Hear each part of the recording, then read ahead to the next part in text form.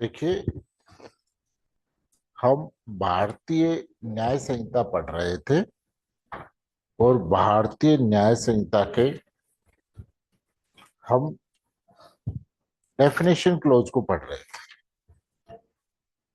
तो हमने डेफिनेशन में देखा था कि भाई पहले ये जो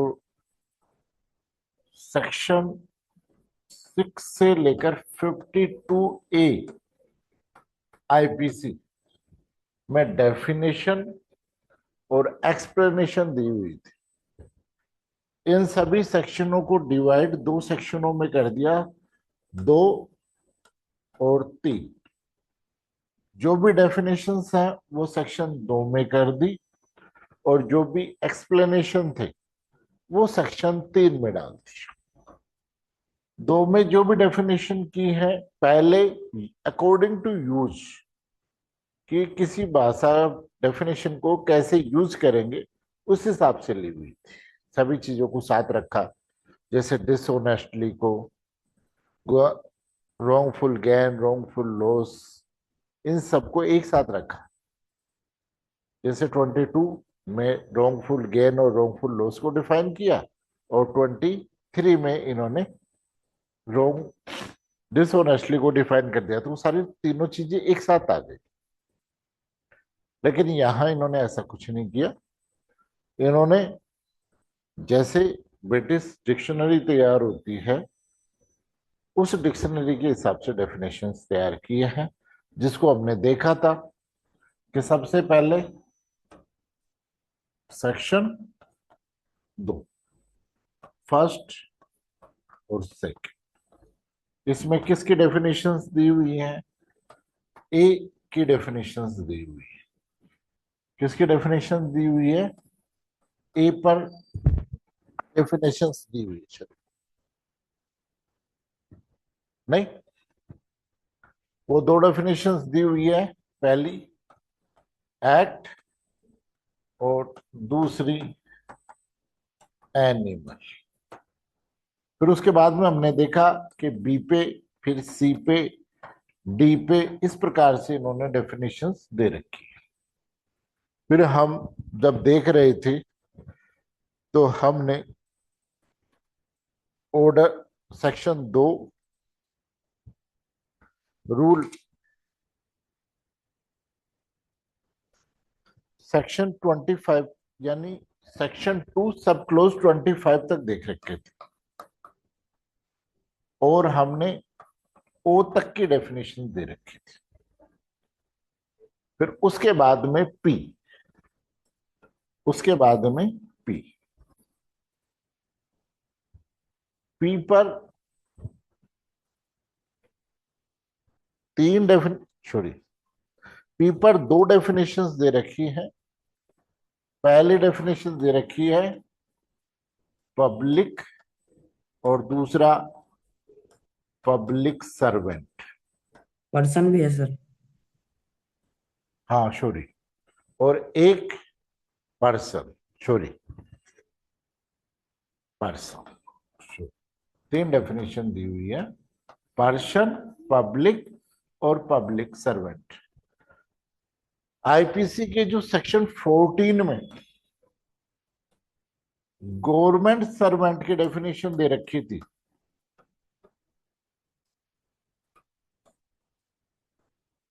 उस डेफिनेशन को नई बीएनएसएस में खत्म कर दिया।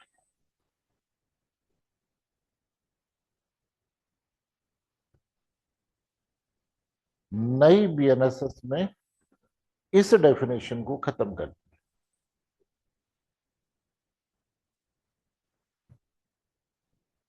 फिर इन्होंने कहा कि भाई पर्सन व्यक्ति शब्द में कौन आता है? तो इन्होंने कहा कि लाइव पर्सन तो आता ही है, जीवित व्यक्ति तो आता ही है, साथ में लीगल पर्सनैलिटी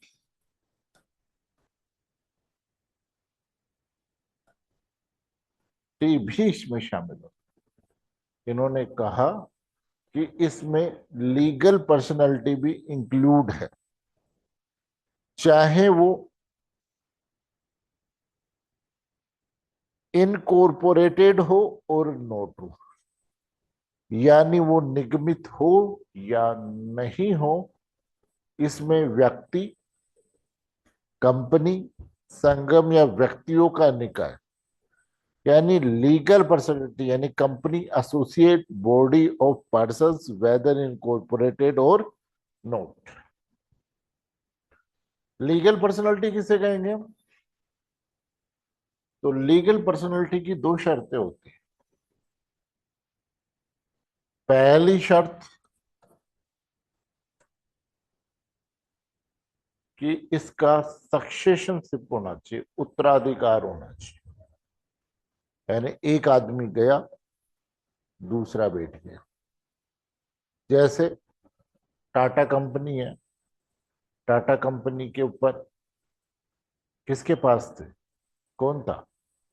रतन टाटा।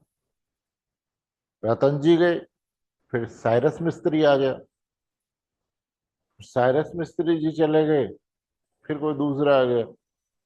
तो कंपनी में यानी आदमी रहे ना रहे, कंपनी में उत्तराधिकार होता है, यानी एक के बाद दूसरा व्यक्ति उसमें आ जाता है। जैसे धीरू भाई अंबानी थे, उनके बाद में मुकेश अंबानी और अनिल अंबानी आ गए। फिर कई जगह अनिल अंबानी, मुकेश अंबानी के बेटे आ रहे हैं।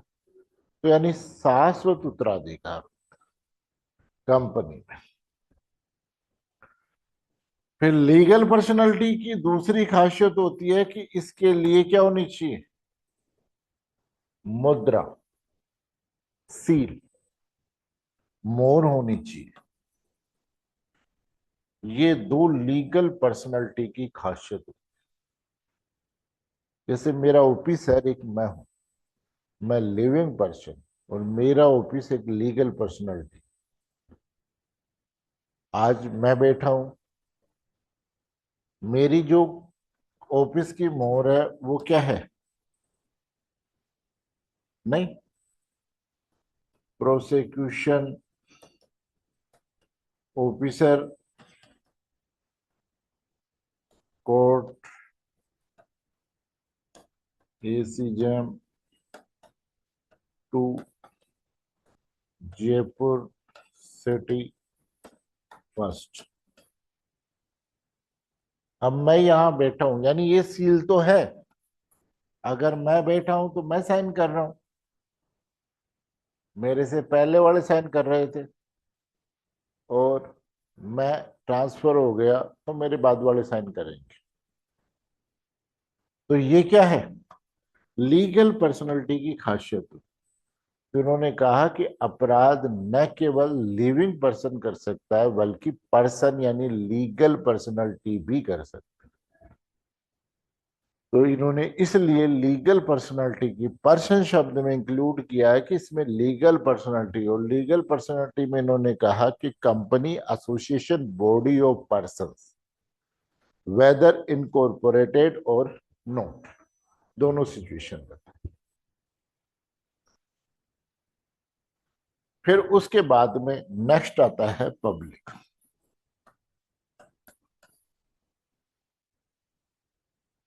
कि पब्लिक कौन होगा? तो उन्होंने कहा एनी क्लास ऑफ पब्लिक और एनी कम्युनिटी।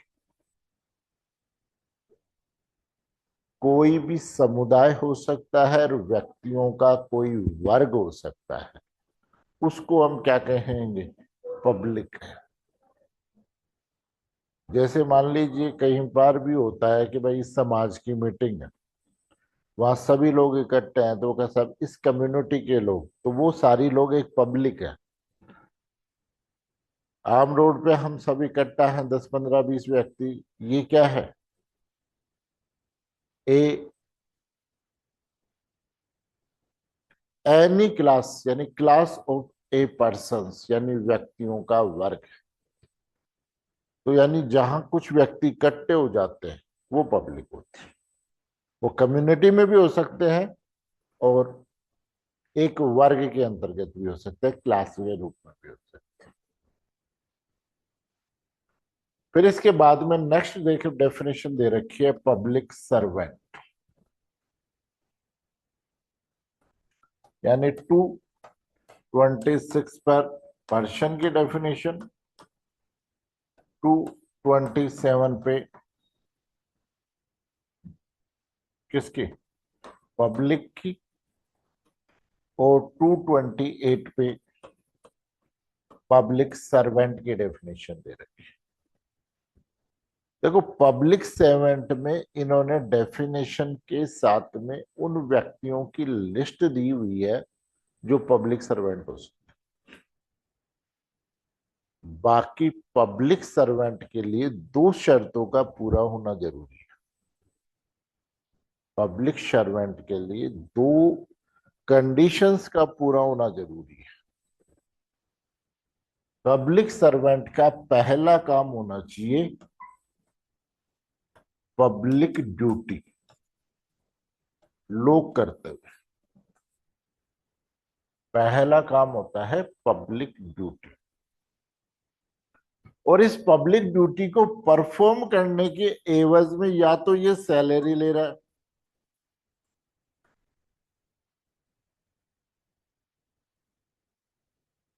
या कोई कमीशन ले रहा है,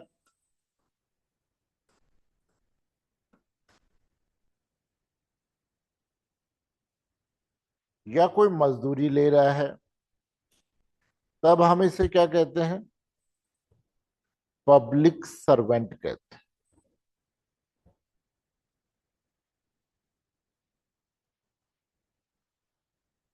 अब दोनों शर्तें जब तक पूरी नहीं होती तब तक पब्लिक सर्वेंट नहीं होता।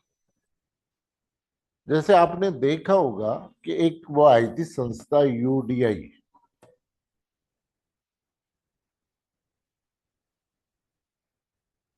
यूडीआई जिसने आधार बनाया हमारा, और एक सॉफ्टवेयर कंपनी थी, कौन सी,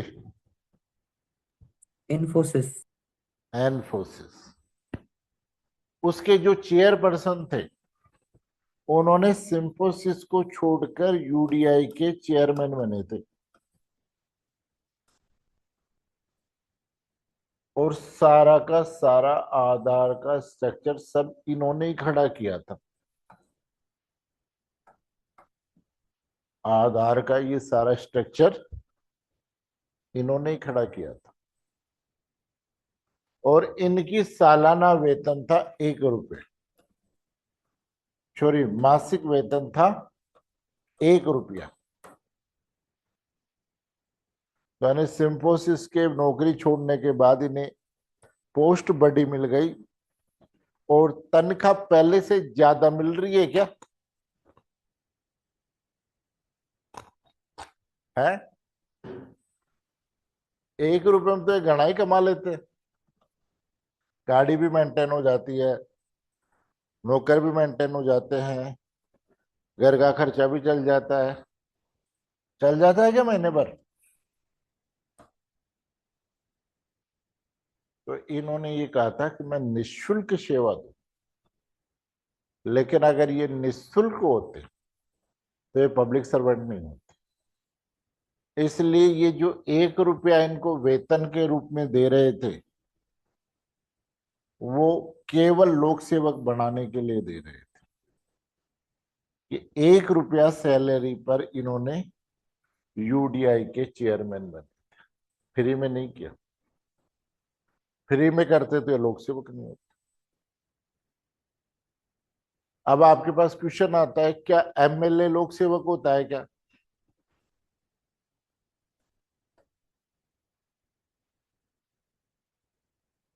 भाई आपके सामने क्वेश्चन आता है, क्या एमएलए लोक सेवक होता है क्या।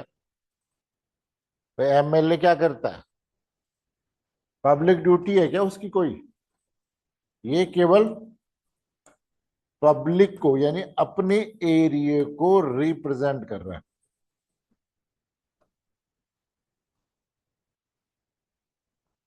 ये केवल क्या कर रहा है, अपने एरिया को विधानसभा में रिप्रेजेंट कर रहा है, लेकिन इसे सैलरी मिल रही है।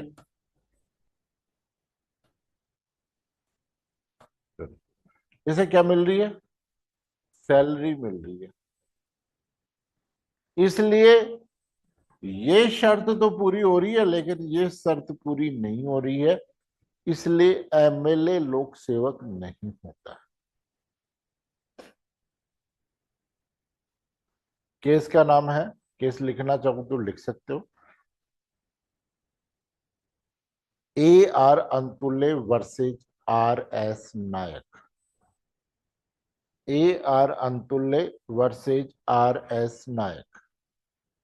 इस केस में सुप्रीम कोर्ट ने ये कहा कि ये दोनों शर्तें पूरी नहीं कर रहा एमएलए, इसलिए लोक सेवक नहीं। लेकिन अभी आप कहोगे कि साहब एक बाप कंपनी, वो थी बाप पार्टी, पता है क्या बाप पार्टी?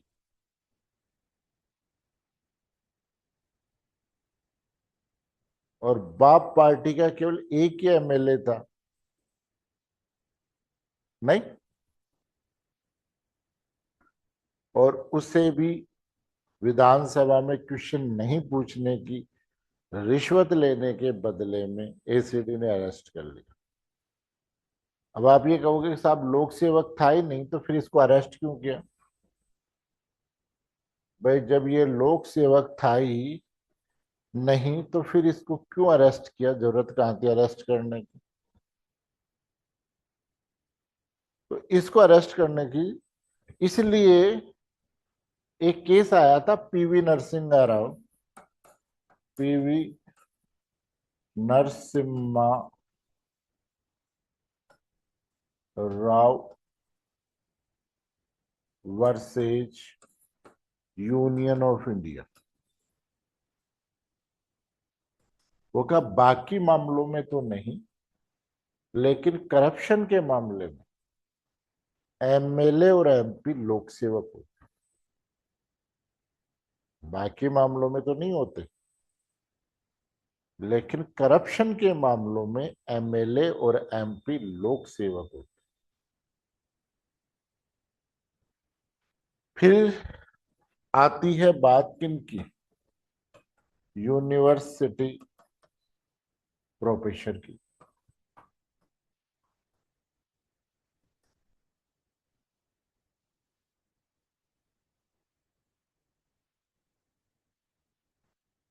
यूनिवर्सिटी के प्रोफेसर की पब्लिक ड्यूटी बताओ क्या है? केवल लेक्चर देना। क्या ड्यूटी है? केवल लेक्चर देना, और बदले में सैलरी लेना, वो भी ये रेगुलर रूप से, ये कभी कभी नहीं। और दूसरी कंडीशन क्या हुई कि एक बात बताओ, एमएलए और एमपी बनने के लिए क्या जरूरी है? एमएलए और एमपी का पढ़ा लिखा होना जरूरी है, सब्जेक्ट एक्सपर्ट होना जरूरी है, और सब्जेक्ट एक्सपर्ट कहाँ है? यूनिवर्सिटी में, और प्रोफेसर है। अगर उन्हें पब्लिक सर्वेंट बना दिया जाए तो उन्हें चुनाव लड़ने के लिए नौकरी छोड़नी पड़े, इसलिए ये प्रोविजन कर दिया कि यूनिवर्सिटी का जो प्रोफेसर है वो पब्लिक सर्वेंट नहीं होता।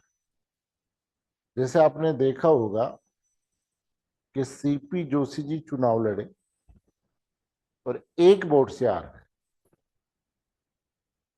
और हारने के बाद दूसरे दिन खबर थी कि उन्होंने मोहनलाल यूनिवर्सिटी को वापस ज्वाइन कर लिया,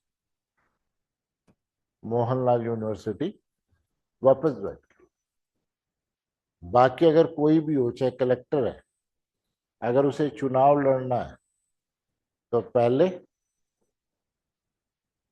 नौकरी से इस्तीफा देना पड़ेगा, ये माना जाएगा कि लाभ का पद ले रखा है, इसलिए उसे नौकरी छोड़नी पड़े।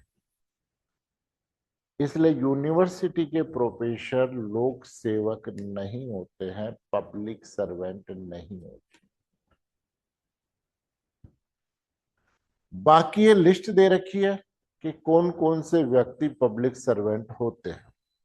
तो इन्होंने कहा कि means a person falling under any of the descriptions named। ये लिस्ट दे रखी है कि ये व्यक्ति लोक सेवक है। पहला, any commissioned officer in army, navy और एयरफोर्स, कि सेना, वायुसेना, नौसेना का आयुक्त अधिकारी। दूसरा, एवरी जज include any person empowered by to low discharge whether by himself or a member of any body of persons any adjudicatory functions। adjudication मतलब होता है जो ट्रिब्यूनल वगैरह होते हैं वो, कि कोई न्यायाधीश जिसके अंतर्गत कोई भी व्यक्ति आता है किन्हीं न्यायिक निर्णय कर्ताओं का, चाहे स्वयं या व्यक्तियों के निकाय के सदस्य के रूप में निर्वहन करने के लिए विधि द्वारा क्या किया गया है, सशक्त किया गया है। फिर आता है every officer of the court, जिसमें सारे आते हैं, जिसमें आपका कमिश्नर भी आता है, लिक्विडेटर भी आता है, नहीं, every officer court including liquidator, receiver और commissioner whose duty it is as such officer to investigate or report on any matter of the law or fact, or to make, authenticate, to keep any documents, or to take charge or dispose any property, or to execute any judicial process, or to administer any oath, or to imprint, or to preserve order of the court, and every person especially authorized by court to perform any of such duty। यानी न्यायालय का प्रत्येक अधिकारी, जिसके अंतर्गत समापक, receiver और commissioner आता है, जिसका अधिकारी के नाते कर्तव्य है कि विधि तथ्य के किसी मामले में अन्वेषण करे, रिपोर्ट करे, कोई दस्तावेज बनाए, अधिप्रमाणित करे, रखे, किसी संपत्ति का भार संभाले, संपत्ति का वहन करे, किसी न्यायिक आदेशिका का निष्पादन करे, कोई शपथ ग्रहण करे, निर्वाचन करे,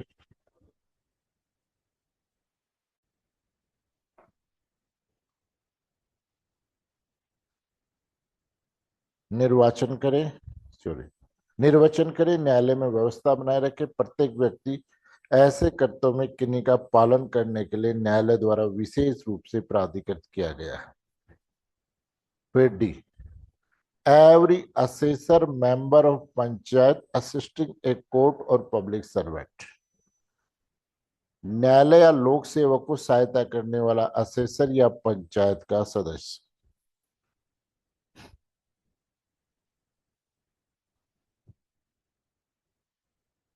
फिर आता है ई, every arbitrator or person whose any cause matter has been referred for decision, report by any court, by any other competent public authority। प्रत्येक मध्यस्थ अन्य व्यक्ति जिसे न्यायालय द्वारा किसी अन्य लोक प्राधिकारी द्वारा कोई मामला या विषय विनिश्चय या रिपोर्ट के लिए निर्दिष्ट किया गया। Every person whose hold any office by virtue of which he is empowered to place or keep any person in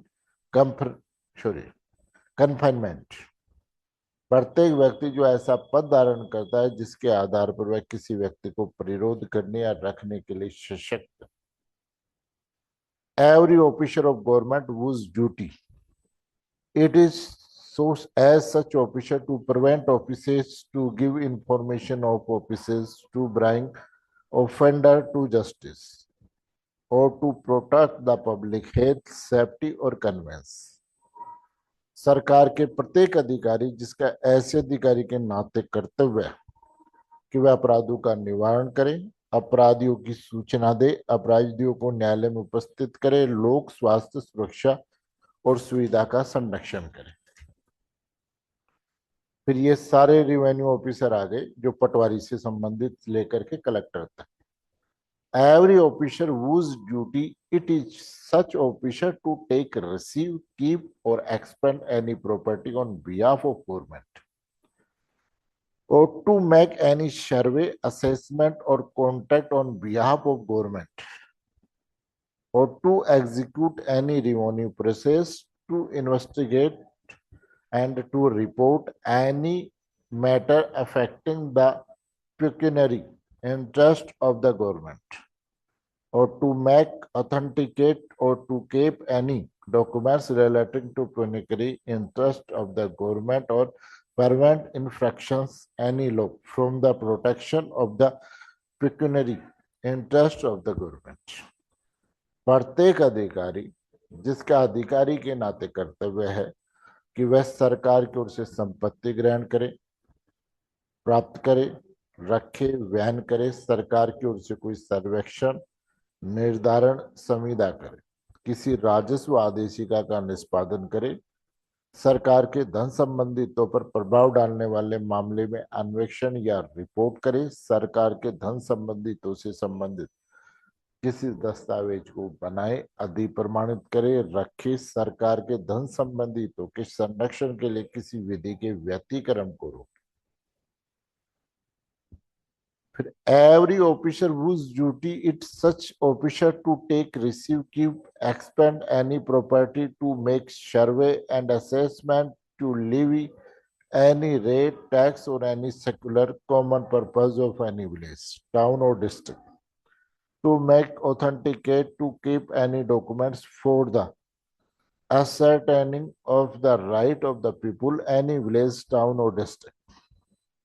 प्रत्येक अधिकारी जिसका अधिकारी के नाते कर्तव्य है कि वह किसी ग्राम, नगर, जिले के किसी पंथ निरपेक्ष सामान्य प्रयोजनों के लिए किसी संपत्ति को ग्रहण करे, प्राप्त करे, रखे, व्यय करे, कोई सर्वेक्षण, निर्धारण करे, कोई रेट या उद्गृहित करे, किसी ग्राम, नगर या जिले के लोगों के अधिकारों का विनिश्चित करने के लिए कोई दस्तावेज बनाए, अधिग्रहित करे या रखे। फिर every person who held any office of virtue which is his empowered to prepare, publish, maintain, and review an electoral or conduct of any election part of, कि प्रत्येक व्यक्ति जो ऐसा दान करता है जिसके आधार पर निर्वाचन नामावली तैयार करे, प्रकाशित करे, बनाए, पुनरीक्षित करे, निर्वाचन और निर्वाचन के किसी भाग को संचालित करने के लिए सशक्त। फिर लास्ट में इन्होंने क्या में वो डेफिनेशन दी जो अपन ने पढ़ी थी कि भाई दो चीजें होनी चाहिए, पब्लिक ड्यूटी और बदले में वेतन या पारिश्रमिक। Every person in the service or pay the government of remunerated by fees or commission for the performance any public duty by the government, जो सरकार की सेवा या वेतन में है या किसी लोक कर्तव्य के पालन के लिए सरकार से फीस या कमीशन के रूप में पारिश्रमिक पाता है, दोनों चीजें जिसकी पब्लिक ड्यूटी है, बदले में वेतन और पारिश्रमिक पाता है। दूसरा ये कह रहा है सरकार की सेवा या वेतन में है वो सारे गवर्नमेंट सर्वेंट जो भी है वो सारे के सारे सरकार का काम कर रहे हैं, बदले में पैसे ले रहे हैं। दूसरी चीज तरीका कि कोई व्यक्ति पब्लिक सर्वेंट है या नहीं है, उस चीज के डालने के लिए सबसे पहला तरीका यही है कि उस आदमी के काम से क्या सरकार लायबल हो रही है क्या। ये देखो, जैसे मेरे काम, मैंने अगर कोई काम किया है तो मेरे काम के लिए सरकार लायबल है तो मैं पब्लिक सर्वेंट।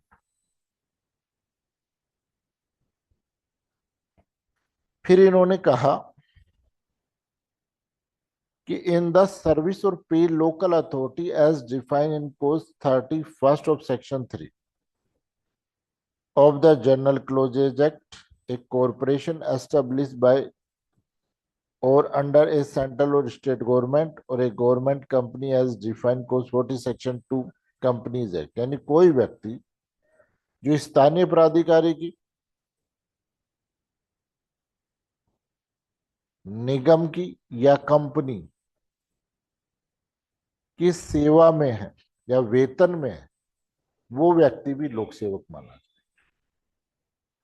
कि यानी साधारण खंड अधिनियम की धारा 3 के खंड 31 में यथा परिभाषित स्थानीय प्राधिकारी, केंद्रीय या राज्य सरकार अधिनियम द्वारा इसके अधीन निगम या कंपनी, अधिनियम की धारा 213 की 245 में यथा परिभाषित किसी सरकारी कंपनी की सेवा या वेतन में, वो व्यक्ति भी लोक सेवक है। तो ये लोक सेवकों की इन्होंने लिस्ट बना दी। सीधा सा क्राइटेरिया है कि किसी व्यक्ति के कार्य से अगर गवर्नमेंट लाइबल हो रही है, वो व्यक्ति लोक सेवक है। एक पियोन है, मैंने पियोन को कहा कि ये फाइल डीडीपी ऑफिस दिया हो, और रास्ते में उसने फाइलों को फाड़ के फेंक दिया। अब जिन व्यक्तियों की फाइल थी, जिस प्रोसेस के लिए फाइल थी, वो पियोन के काम के लिए सरकार लायबल होती है। इसी प्रकार कोई अधिकारी ने कोई काम किया है तो उस काम के लिए अगर सरकार लायबल है तो वो व्यक्ति लोक सेवक है। यानी पियोन से लेकर कलेक्टर जो भी सरकार की सेवा में है, सभी व्यक्ति लोक सेवक होते हैं। लोक सेवक घंटे 1.5 घंटे का भी होता है। तो भाई कोई व्यक्ति एग्जाम में एग्जामिनर लगा रखा है आपने, 3 घंटे वो पेपर लेने गया हुआ है, उस वक्त वो लोक सेवक होता है। किसी वकील साहब को रिसीवर अपॉइंट कर रखा है, कमिश्नर अपॉइंट कर रहा है और अपनी ड्यूटी परफॉर्म कर रहे हैं, तब वो पब्लिक सर्वेंट होते हैं।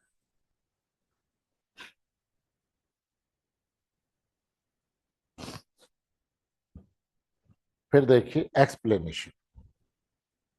Person falling under any of the description made in this clause any public servant whether appointed by the government or not।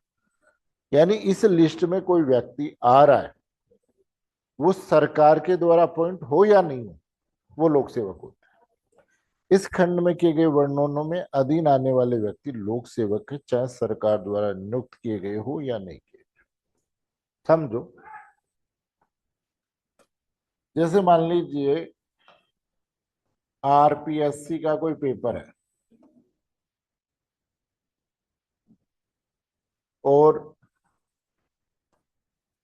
आपके दोस्त की स्कूल है बाल मंदिर, इसमें उस स्कूल का सेंटर आया है।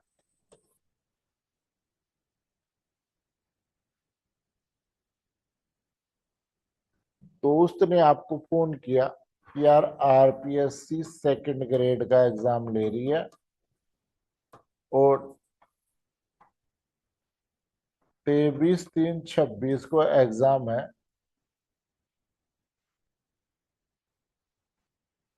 सुबह 10 बजे से लेके 12 बजे तक।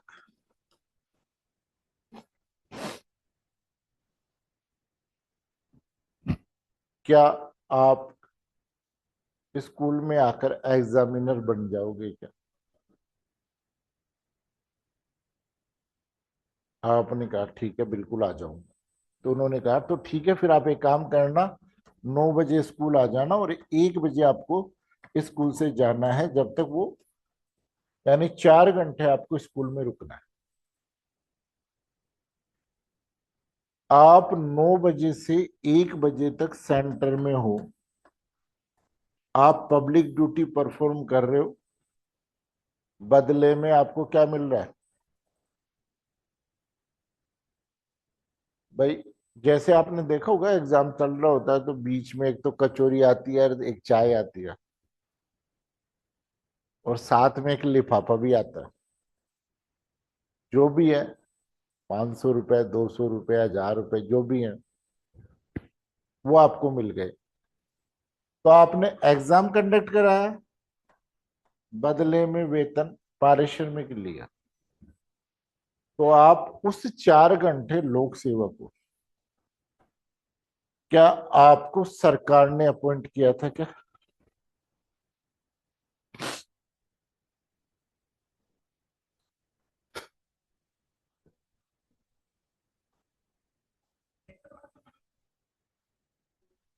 आपको सरकार ने अपॉइंट किया है क्या? तो पहला एक्सप्लेनेशन क्लियर है कि ऊपर वाले वर्णन में कोई भी व्यक्ति आता है वो लोक सेवक है, चाहे सरकार ने अपॉइंट किया हो या नहीं?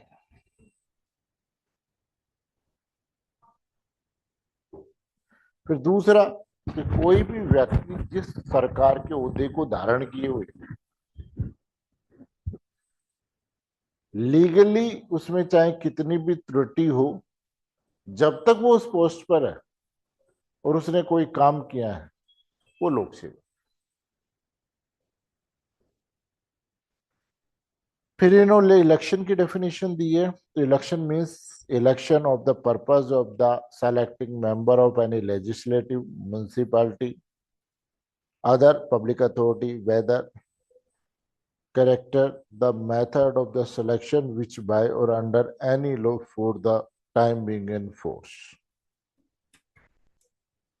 फिर इन्होंने एग्जाम्पल दिया है कि municipal commissioner is a public servant. दोनों चीजें, पब्लिक ड्यूटी भी है और तनख्वाह भी मिल रही है, इसलिए municipal commissioner is a public servant. तो सेक्शन 228 में किसको डिफाइन किया है? पब्लिक सर्वेंट को।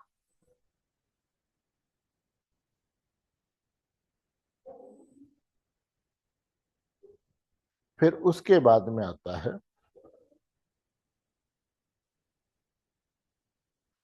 Reason to believe. फिर भाई आपका क्या था? पी, पी के बाद में आर, आर से एक डेफिनेशन, आर से एक डेफिनेशन है रीजन टू बिलीव। आप ये कहते हो कि साहब मैंने सद्भावना पूर्वक ये सोचते हुए काम। तो इन्होंने कहा कि अगर आप किसी बात को ये कहते हैं कि साहब मैंने ये सद्भावना पूर्वक किया, तो आप गुड फेथ साबित करने के लिए वो रीजन भी बताओगे कि आपने ऐसा क्यों सोचा।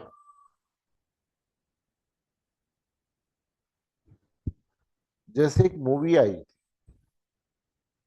उस मूवी में 4 हीरो होते हैं और उनके पड़ोस में एक लड़की होती है। अब हर हीरो की ख्वाहिश ये होती थी कि भाई हीरोइन मेरी होनी चाहिए, तो वो हीरोइन को अपना बनाने के लिए सारे प्रयास करते हैं। हाँ संतोष जी, ठीक ठीक ठीक ठीक। हाँ हाँ हाँ, कहाँ थे हम? तो उन्होंने देखा, वो शाम को उस लड़की को देख रहे थे, तो उन्होंने देखा कि एक उस लड़की के साथ एक व्यक्ति रेप कर रहा है। चारों व्यक्ति कूदे, सामने वाले के घर में घुसे, महिला को बचाया, रेप करने वाले के साथ पिटाई।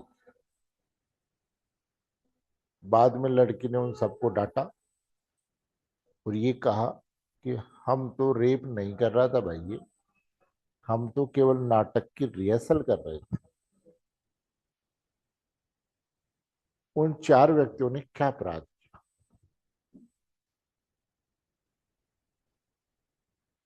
4 व्यक्तियों ने क्या अपराध? तो उन्होंने जो सिचुएशन देखी, उसके आधार पर उन्होंने सोचा कि हमें उस महिला को बचाने के लिए राइट टू डिफेंस है, इसलिए मारपीट, इसलिए उन्होंने कोई अपराध नहीं। यही चीज है कि आप रीजन टू बिलीव, तो उसका कारण भी होना चाहिए। A person is said to have reason to believe as a thing if he has sufficient cause to believing that thing, but not otherwise। कोई व्यक्ति किसी बात का विश्वास करने का कारण रखता है, ये तब कहा जाता है जब उस बात पर विश्वास करने का पर्याप्त कारण रखता हो, अन्यथा नहीं। फिर स्पेशल लॉ, किसी सब्जेक्ट पर कोई कानून बनता है उसको स्पेशल लॉ कहते हैं। यानी आर के बाद में एस पे एक डेफिनेशन है। टी पर कितनी डेफिनेशन है? टी पर एक भी डेफिनेशन नहीं है, यू पर भी कोई डेफिनेशन नहीं। एस पर जो डेफिनेशन है वो है स्पेशल लो। फिर एस पे भी S T U V, V पर दो तीन डेफिनेशन दे रखी हैं। पहली, वैल्यूबल सिक्योरिटी।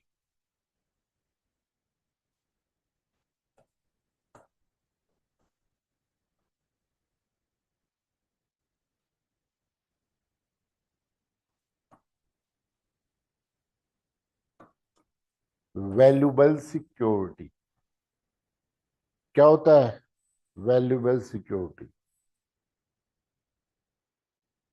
मैंने आपसे खाली कागजों पे साइन करवा ली, मैंने आपसे खाली कागजों पे साइन करवा ली, बाद में कुछ भी लिख सकते हो। मैंने आपसे आपकी प्रॉपर्टी नाम करवा ली, चेक लिखवा लिया। यानी valuable security means any documents. क्या होता है? डॉक्यूमेंट्स। और इस डॉक्यूमेंट से कोई राइट क्रिएट हो रहा है, समाप्त हो रहा है, अल्टर हो रहा है, मॉडिफिकेशन हो रहा है, वो सब वैल्यूबल सिक्योरिटी होती है। मैंने आपसे 10,000 रुपये उधार लिए, पैसे दिए, आपसे एनओसी ली, यानी मैं ऋण मुक्त हो गया। वो एनओसी एक वैल्यूबल सिक्योरिटी होती है। तो valuable security means documents. Valuable security means एक documents which is or purports to be a documents whereby any legal right is created, extended, transferred, restricted, extinguished, and released, whereby any person acknowledged that he lies under legal liability or has not a certain legal rights. मूल्यवान प्रतिभूति से ऐसा दस्तावेज अभिप्रेत है, ऐसा दस्तावेज है या होना तात्पर्य है जिसके द्वारा कोई विधिक अधिकार सर्जित, विस्तृत, अंतरित, निर्बंधित, निर्वापित किया जाए, छोड़ा जाए, जिसके द्वारा कोई व्यक्ति यह भी स्वीकार करता है कि विधिक दायित्व के अधीन है या अमुक विधिक अधिकार नहीं रखता है। He writes his name on the back of a bill of exchange as the effect of his this endorsement is to transfer right to will to any person whose may become the lawful holder of it. The endorsement is a valuable security. एक विनिमय पीठ पर अपना नाम लिख देता है। इस पुस्तांकन का प्रभाव किसी व्यक्ति को जो विधिपूर्ण धारक है विनिमय पत्र का अधिकार अंतरित करता है, इसलिए इस टांकन को हम मूल्यवान प्रतिभूति कहते हैं। फिर नेक्स्ट होता है वेसल, जलयान। और जलयान में जो मानव संपत्ति को जल द्वारा प्रवहन करती है उसे हम जलयान कहते हैं। फिर आता है वॉलंटरली। हेलो, हाँ बेटा।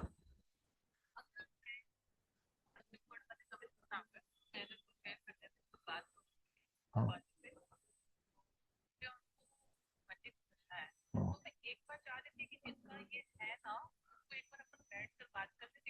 ठीक है बेटा, मैं भी क्लास के बाद कॉल करूँ आपको? ठीक है बेटा।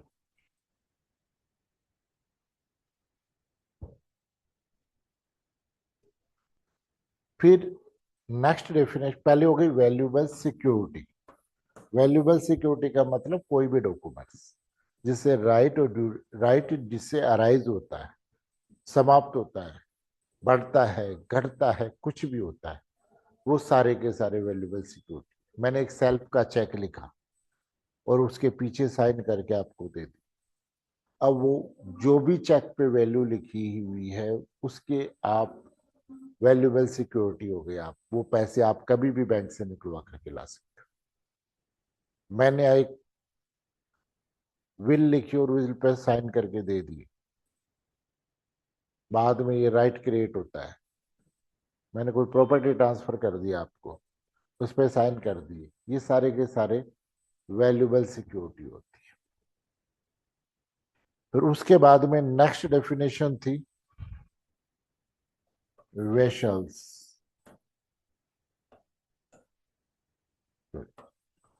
यानी पानी में चलने वाले जहाज। और उसके बाद में आता है वॉलंटरीली, पहले आता है वॉलंटरली।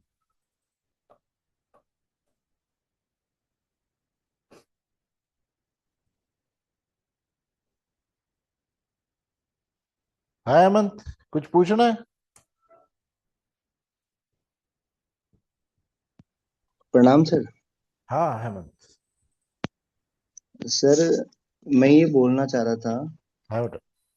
जो भी अपन ये पढ़ के आए थे ना अभी जस्ट पीछे, हाँ पब्लिक सर्वेंट, हाँ हाँ। सर इसमें सीपीसी का सेक्शन 2 का 17 वो भी ऐड कर सकते हैं क्या इसमें? नहीं बेटा, सिविल मामलों के लिए पब्लिक सर्वेंट की डेफिनेशन और क्रिमिनल मामलों में पब्लिक सर्वेंट की डेफिनेशन में अंतर दिया हुआ है बेटा। पब्लिक ऑफिसर दिया हुआ सर वहां पे। हाँ, वहाँ पब्लिक ऑफिसर, और वहां की लिस्ट इतनी लंबी नहीं है, जी है ना? सर, ठीक सर। तो वो थोड़ा सा सिविल के हिसाब से लिस्ट बनाई है, ये क्रिमिनल लाइबिलिटी के हिसाब से लिस्ट बनाई ठीक ठीक है सर। है ना? हाँ। फिर उसके बाद में नेक्स्ट आता है आपका वॉलंटरली।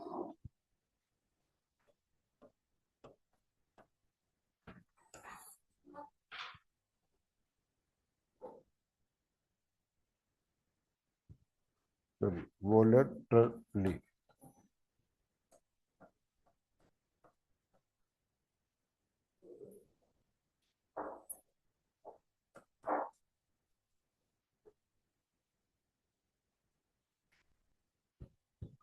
स्विच, समझना,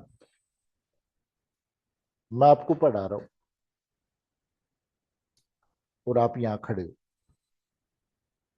पढ़ाते पढ़ाते मैंने हाथ यूं किया और आपके लग गई।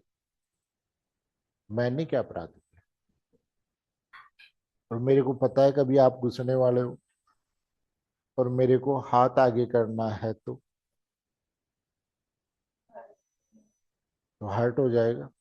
वॉलंटरली हर्ट, भाई हर्ट तो हो ही गया। तो पहला काम मेरा वॉलंटरली नहीं था, दूसरा काम मेरा वॉलंटरली था, इसलिए मैं वॉलंटरली हर्ट के लिए क्या हूं?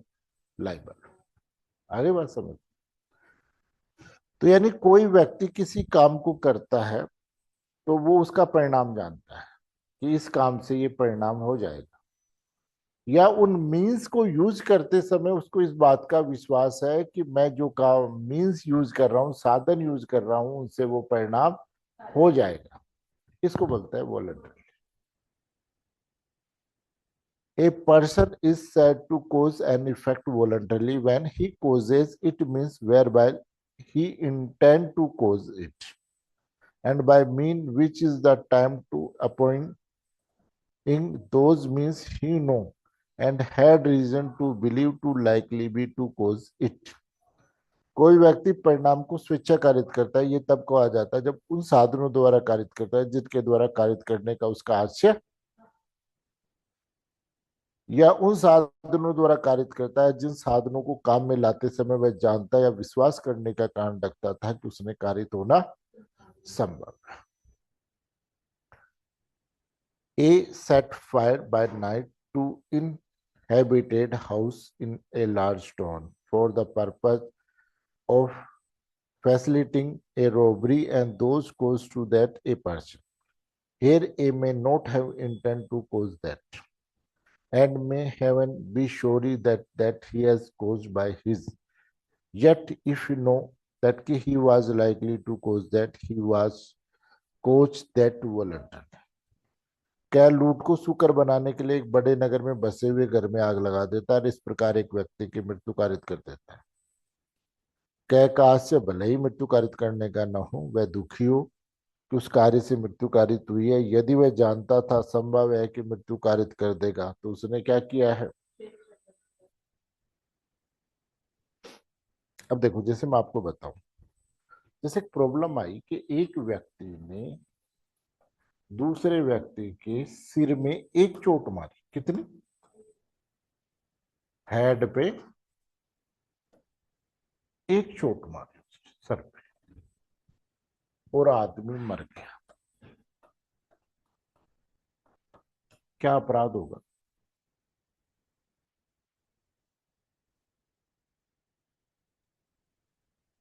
हत्या होगी, आपराधिक मानववध होगा। सर हत्या होगी। देखो सुंदर जी, लठ मारा है उसने, एक लठ मारा है। सर मार्मिक पार्ट है ना। मैं यही पूछ रहा हूं आपको, लेकिन मारा एक लठ है। लठ से मारा है, कुल्हाड़ी से, चाकू से, शार्प वेपन से नहीं मारा, लठ से मारा है। और ये सोचो कि एक लठ लगने के बाद हर व्यक्ति मर जाता है क्या? हाँ सुंदर जी, जी सर। एक लठ सिर में लगने से हर व्यक्ति मर जाता है क्या? नहीं, हर व्यक्ति नहीं मरता सर, लेकिन मार्मिक ज्यादातर मर पार्ट। जाते हैं। जी। ज्यादातर मर जाते हैं क्या? नहीं सर, नहीं। तो ध्यान रखना कि है तो वाइटल पार्ट, लेकिन एक चोटकारी इंटेंशन नहीं आ रहा कि मृत्यु कारित करने का पूरा इंटेंशन। ठीक, इसलिए हम इसे क्या बोल, अगर मान लो वो कुल्हाड़ी होती, तलवार होती, उनसे चोट कारित की होती, या मान लो कोई और हार्ड लोहे की कोई चीज होती, उनसे मारा होता, लेकिन लठ के लगने से हर आदमी नहीं मरता, एक मर गए। तो जहां आपको लगे कि उस प्रॉब्लम में आदमी बच भी सकता है और मर भी सकता है, तो आपराधिक माना। अब मान लीजिए यहां पर दो मारी होती, तो मारने का इंटेंशन शो, मारने का इंटेंशन शो हो गया कि वाइटल पार्ट पे दो चोटें मारी हैं, इसका मतलब दो लठ मारे हैं, इसका मतलब मारने का इंटेंशन। मेरे पास एक प्रॉब्लम आई थी, उसमें उसने 5 चोटें मारी थी, 5 बार लठ मारे थे, फिर आदमी मर गया।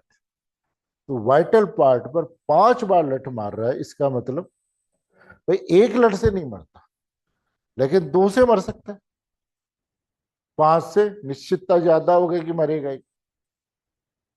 आपने बंदूक की गोली से किसी व्यक्ति को मारा, तो अब ये देखा जा रहा है कि आपने लठ को उपयोग किया, जो साधन आपने उपयोग किया उसका परिणाम क्या हो सकता है। अगर एक ही लठ मारा है तो आपराधिक मानववध, दो या ज्यादा मार दिए तो हत्या, बंदूक से मार दिया, तलवार से मार दिया, फरसे से मार दिया, हत्या, क्योंकि वाइटल पार्ट। आगे बस इसी को वॉलंटरी बोलते हैं कि हम जिस साधन को उपयोग में ला रहे हैं उससे वो परिणाम कारित हो जाता है, या हमें पता है कि इससे ये कारित हो सकता है। मैंने एक लठ मारा, आदमी नहीं मरा, लेकिन 5 मार दिए, तो उस साधन को उपयोग लेते हुए समझ में आ गया कि एक बार से तो नहीं मरेगा, लेकिन 5 बार मारूंगा तो मर जाएगा। तो ये क्या हो गया? हत्या।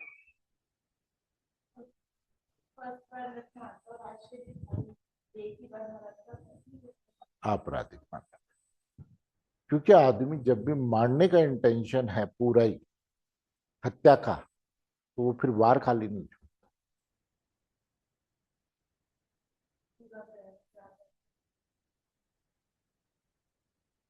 नहीं, अब तक जितने भी लीले ड्रम की घटनाएं हुई हैं, उसमें पहले वो जहर खिला रही हैं, फिर मार रहे हैं।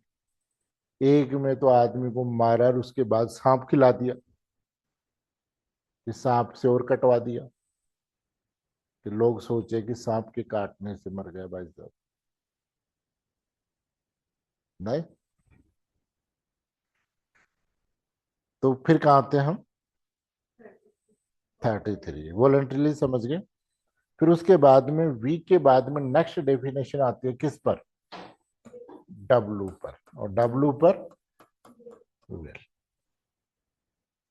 विल का मतलब मेनी एनी टेस्टिमेटरी डॉक्यूमेंट्स, यानी किसी व्यक्ति के मरने के बाद जो डॉक्यूमेंट्स एग्जीक्यूट होता है उसको टेस्टिमेनरी डॉक्यूमेंट्स बोलते हैं, वसीयती दस्तावेज। फिर नेक्स्ट डेफिनेशन डब्लू पे ही, वुमन का मतलब कि वुमन कोई भी एज की वुमन, है ना। फिर उसके बाद में 36 पर wrongful गेन और wrongful लॉस। आपके पास मोबाइल है, मैं आपका मोबाइल उठा के ले गया, तो आपने 10,000 रुपये खर्च करके मोबाइल खरीदा था, तो आपको तो क्या हुआ? और मैं 10,000 रुपये, मैं हकदार थोड़ी था क्या? देखो, मैंने आपसे मांग कर ले गया, आपसे कहा कि ये फोन मेरे को दे दो। अब आपके मन में नहीं है कि नहीं दे, फिर वो यार ये पढ़ाएगा नहीं, तो ले जा यार, और आपने दे दिया। तो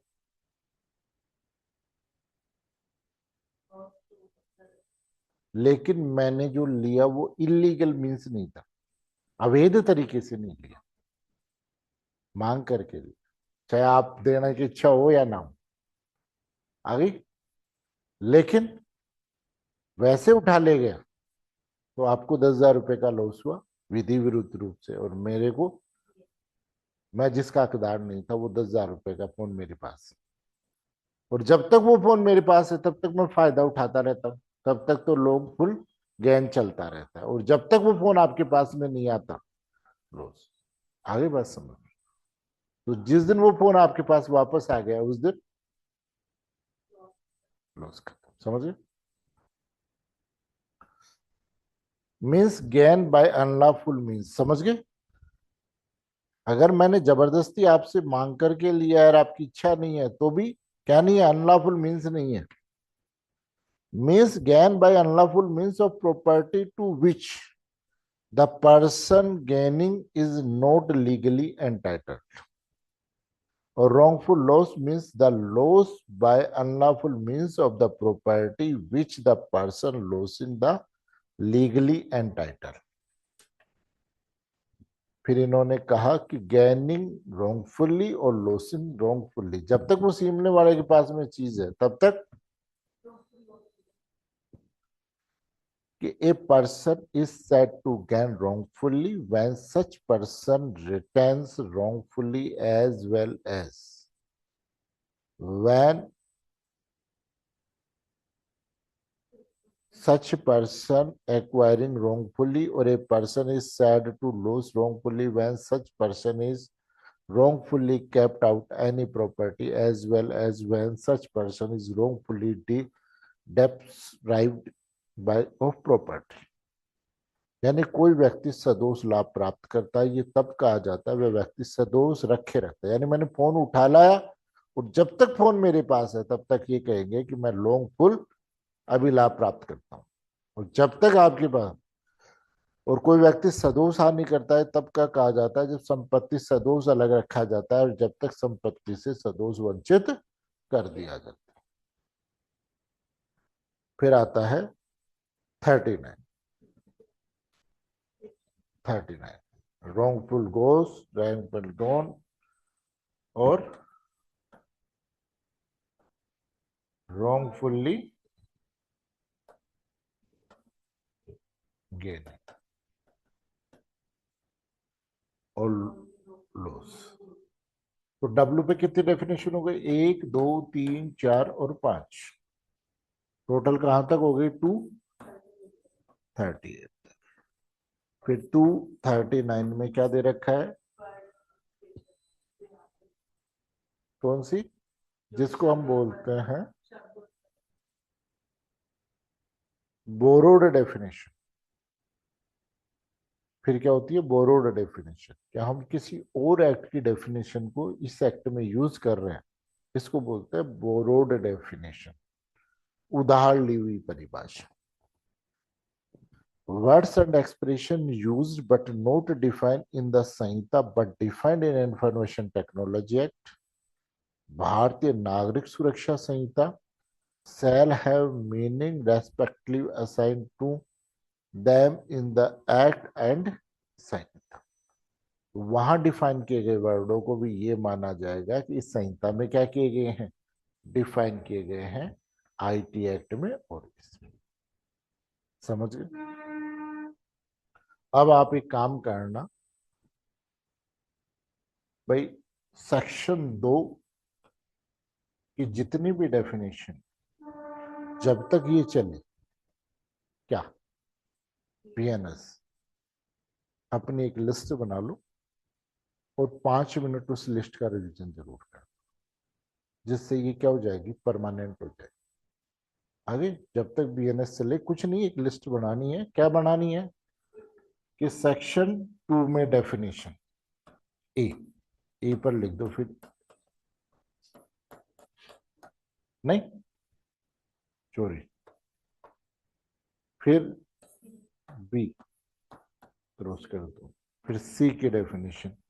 इस प्रकार से आप एक लिस्ट बना लो, है ना, और उसके आगे ये लिख करके और ये करोगे। और जब तक बीएनएस चले, क्लास स्टार्ट होने से पहले 5 मिनट एक बार उसका रिवीजन कर लें, क्योंकि जिन्होंने नया याद करना है उनके तो कोई दिक्कत ही नहीं है भाई। जिनको नया याद करना है उनको तो कोई दिक्कत है ही नहीं है। दिक्कत किनको है? पुराने आईपी। समझ?